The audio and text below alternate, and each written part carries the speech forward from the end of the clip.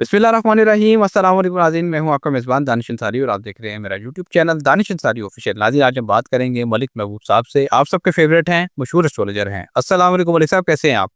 वालेकुम अस्सलाम, अल्लाह का करम है। आप बताएं कैसे हैं? अल्हम्दुलिल्लाह मलिक साहब, मैं भी ठीक हूँ। मलिक साहब, नेशनल पॉलिटिक्स की बात करें तो मेरे गुज़िश्ता कई प्रोग्राम्स में आपने ये प्रेडिक्शन की थी। उस वक़्त जब ये बातें मीडिया पे बहुत ज़्यादा हो रही थी कि खान साहब के बेटे पाकिस्तान आ रहे हैं, तो आप वो वाहिद एस्ट्रोलॉजर थे जो कह रहे थे कि उनके लिए यहाँ आना बहुत मुश्किल है और उनकी पाकिस्तान की पॉलिटिक्स में कोई जगह ख़ास नज़र नहीं आ रही। और सर, आपकी प्रेडिक्शन दुरुस्त साबित होती दिखाई दे रही है। पहले यही पॉलिटिशियंस, यही हुकूमती इक़्तिदार पे जो लोग बैठे हैं, ये कह रहे थे खान साहब के बेटे आएँ, हम उनको दावत देते हैं, उनको खुशामदीद कहेंगे, ख्वाजा आसिफ भी उनमें शामिल थे। लेकिन सर, अब पता चला है, खान साहब के बेटों ने ये इंकशाफ किया है कि उन्हें तो वीज़े ही नहीं जारी किए जा रहे। वीज़े जारी होंगे तो वो अपने मुल्क वापस आ सकेंगे। तो सर, खान साहब के बेटों को वीज़े ना जारी होने की आपकी प्रेडिक्शन तो एक तरह से दुरुस्त साबित हो गई है। लेकिन सर, मुझे एक चीज़ ये बता दें कि क्या आप अभी भी अपनी प्रेडिक्शन पे कायम हैं कि खान साहब के बेटे जो हैं इन फ्यूचर पाकिस्तान की सियासत में कोई किरदार बड़ा नहीं अदा कर सकेंगे या नहीं कर पाएँगे? ऐसी कोई चीज़ दिखाई देती है आपको? सर, ये तभी पॉसिबल है जब वो आएँगे, और पाकिस्तान में मुझे नहीं लगता कि वो आ सकते हैं। एस्ट्रोलॉजिकली उनके उसमें प्लैनेट्स में ऐसी पावर्स हैं कि आने वाले टाइम में, फ्यूचर की बात कर रहा हूँ, अभी की नहीं कर रहा। फ्यूचर से मुराद आज से 5 से 10 साल के बीच में उनका पाकिस्तान में पॉलिटिकल कैरियर बन सकता है, लेकिन वो बहुत ही मुश्किल, बहुत हसलिंग नज़र आता है, इतना आसान नहीं है। Okay sir. अच्छा सर, इमरान खान साहब की सेहत के हवाले से पीटीआई के कारकुनान जो है, रहनुमा जो हैं, उनमें बड़ी खासी तशवीश पाई जाती है। इवन कि जो रहनुमा जो कारकुनान दूसरी पार्टियों के हैं, वो भी इस वाला ऐसे खदशात रखते हैं कि खान साहब की सेहत को कुछ हो गया तो मुल्क में जो सियासी मामलात हैं, वो बहुत ज़्यादा गर्मा गर्मी का शिकार हो सकते हैं, ख़राब हो सकते हैं। तो सर, पाकिस्तान की तारीख रही है कि जब भी सियासतदान बीमार होते हैं, वो बिरुल मुल्क जाते हैं।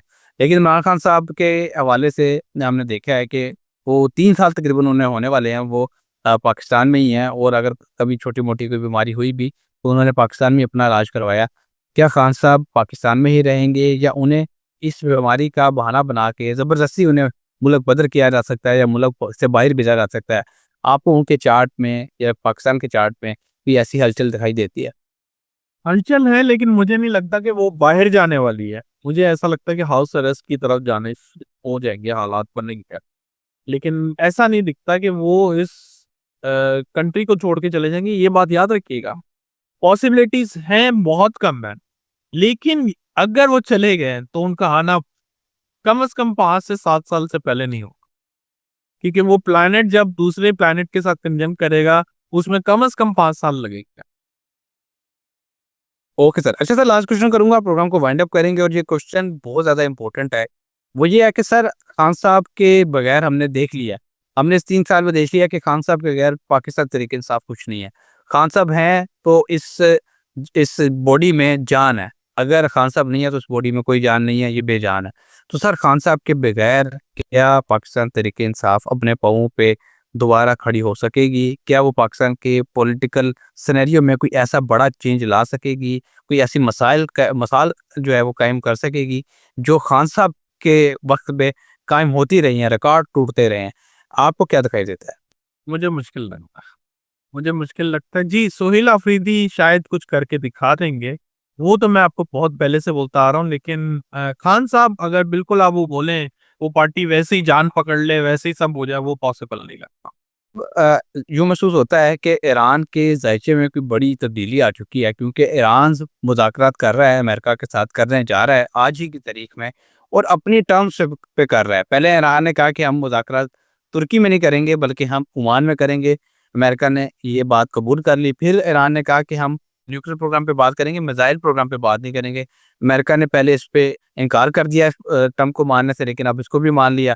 और सर, उसकी जो वजूहात जो दफ़ाई तज्ज़ियाकार बता रहे हैं, वो ये है कि आज से 2 रोज़ कबल तेहरान में चीनी और रूसी जो हेलीकॉप्टर्स हैं और फाइटर जेट्स जो हैं, उनको उड़ता हुआ देखा गया है।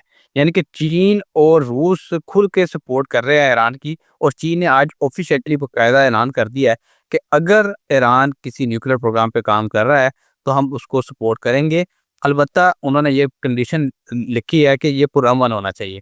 सर, ईरान और अमेरिका के मुज़ाकरात एक तरफ हो रहे हैं और दूसरी तरफ डोनाल्ड ट्रंप कह रहे हैं कि ईरान के सुप्रीम लीडर को कि आपको बड़ा फ़िक्रमंद होना चाहिए। ईरान भी बहुत मज़बूत दिखाई दे रहा है, चीन और रूस खुल के उनका साथ दे रहे हैं, फाइटर जेट्स भी उनके ईरान में प्रवास कर रहे हैं।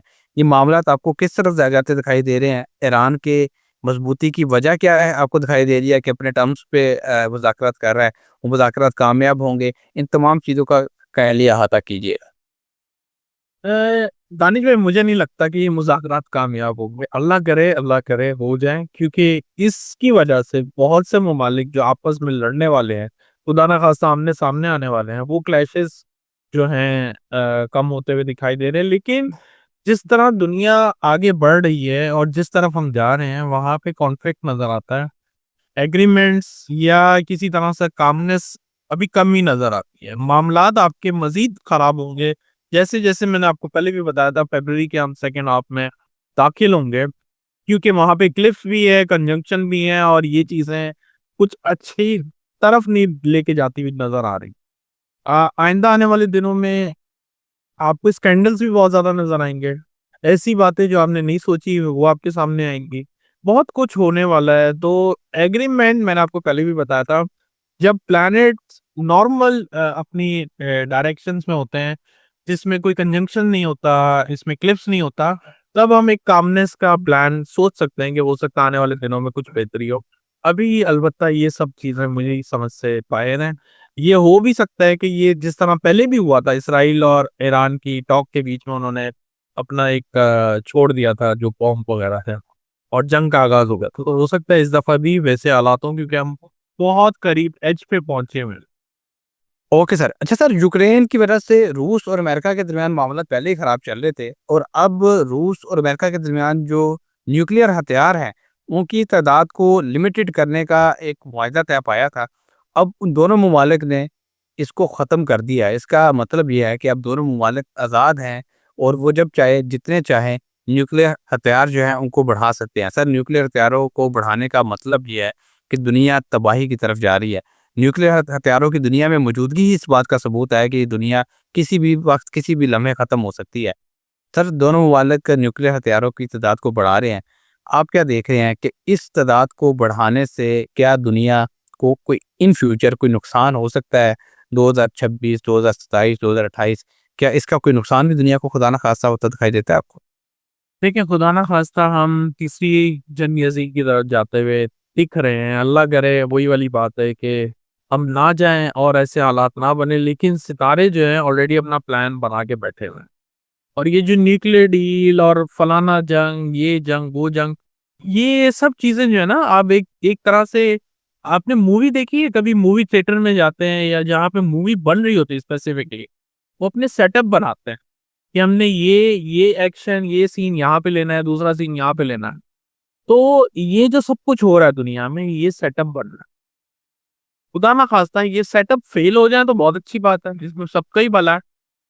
और अगर ये सेटअप उस हिसाब से बन गए जो ये प्लानिंग कर रहे हैं, तो फिर दुनिया में आप जानते हैं कि हालात जो हैं नागुज़ीर हो जा रहे हैं। और 27-28 स्पेशली इस लिहाज से बहुत खतरनाक नज़र आता है। ओके। अच्छा सर, कुछ दोस्तों ने सवाल भी किया और मेरे ज़हन में भी ये सवाल था, बड़ा इम्पोर्टेंट सवाल है कि वेनेज़ुएला में जो हुआ, उसको भी कई लोग कह रहे हैं कि बड़ा ड्रामेटिक चीज़ हुई, ड्रामेबाज़ी भी कहा गया कि डोनाल्ड ट्रंप ने ये ड्रामेबाज़ी की है, स्क्रिप्टेड उन्होंने बताया ये हुआ। ग्रीनलैंड में जो मामला चल रहे हैं, उसके हवाले से भी कहा गया है कि सब कुछ स्क्रिप्टेड है। जो बात है वो मुज़ाकरात पे ख़त्म हो जानी है, यूरोप और अमेरिका कभी एक-दूसरे के जो मफ़ादात हैं, उनको नुकसान नहीं पहुँचाएँगे। आप क्या देख रहे हैं? क्या आपको दुनिया के चार्ट में कोई ऐसी चीज़ दिखाई देती है, कोई धोखे का कोई प्लैनेट दिखाई देता अभी मैंने आपको ज़िक्र किया था कि अभी आने वाले दिनों में बहुत बड़े स्कैंडल निकलेंगे। उसकी वजह ये है, नेपट्यून और सैटर्न का कंजंक्शन फ़रवरी 20 से लेके 26 तक चलेगा। और यहीं से दुनिया में मेजर ऐसी बातें बाहर आना, स्कैंडल्स बाहर आना, या बहुत बड़ा ऐसी मतलब दुनिया में जितने भी लोग रहते हैं वो हैरान कुन हालात में पहुंच जाएंगे कि ऐसा भी हो सकता है। तो वो आपकी जो बात है धोखे वाली, वो नजर आती है बहुत है? करीब। Okay sir. अच्छा सर, एप्स्टीन फाइल्स अभी आप ज़िक्र कर रहे हैं, मैं इस बात को जो एप्स्टीन फाइल्स हैं उनसे जोड़ना चाहूँगा कि जो एप्स्टीन फाइल्स जो हैं, क्या इसमें कोई ऐसी चीज़ें भी सामने आ सकती हैं जिससे इक़्तिदार लोगों के खतरे में चले जाएँ। डोनाल्ड ट्रंप भी सुना है कि इसमें शामिल है और बड़े-बड़े लोग जो हैं वो इस इन फाइल्स के सामने आने के बाद मुमकिन है कि उनका इक़्तिदार, उनकी गद्दी, उनकी दौलत जो है उनसे छिन सकती है।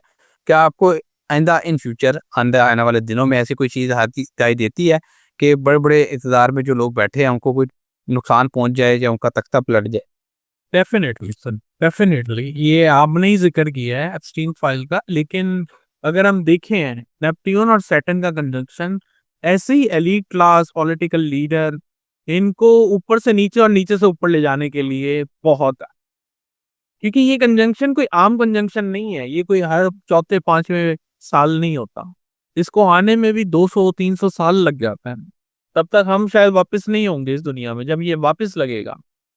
तो ये चीज़ें बहुत मैटर करती हैं। वैसे हम वैदिक एस्ट्रोलॉजी में नेपट्यून को काउंट नहीं करते। क्योंकि मैंने जैसे बताया है कि इतने-इतने अरसे के बाद इनके कंजंक्शन होते हैं। तो एक तो ह्यूमन साइकिल चेंज हो जाता है।